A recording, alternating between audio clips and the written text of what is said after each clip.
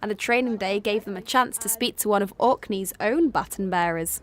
Oh, they're absolutely delighted, and it's going to be fun, and it's going to be good for the juniors as well, so I'm going to hopefully cheer them up to come along and help me if I can't make the last couple of yards. Participants also began to think about how their new skills would help retell some very old stories in entirely different ways. I'm going to take it to the Seafarers group, which is funded by the Maritime Trust. On a Friday we have a IT group, and I'm going to take it there and I'm going to get all the fishermen to tell us their stories and put a blog together so we can share it with the world.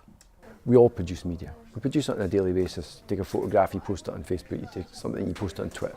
Actually, if you give people a kind of platform and an environment where they can post that content and it can be connected and networked, then you can have a really powerful thing. And that's, I think, where ourselves and a lot of our partners are interested in saying what you can do with very little.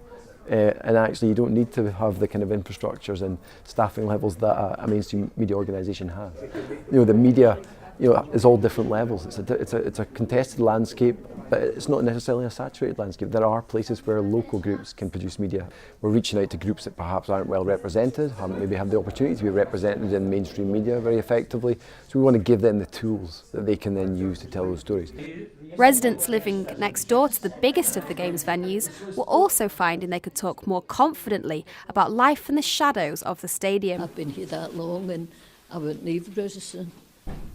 Because I find everybody's kind. Grace Donald may have turned 90 the day the Games opened, but hundreds of miles away at the other end of the country, traces of a way older community show how much we may have changed, but how much we all have in common too. This place is kind of older than the pyramids and older than most civilisations that we're aware of.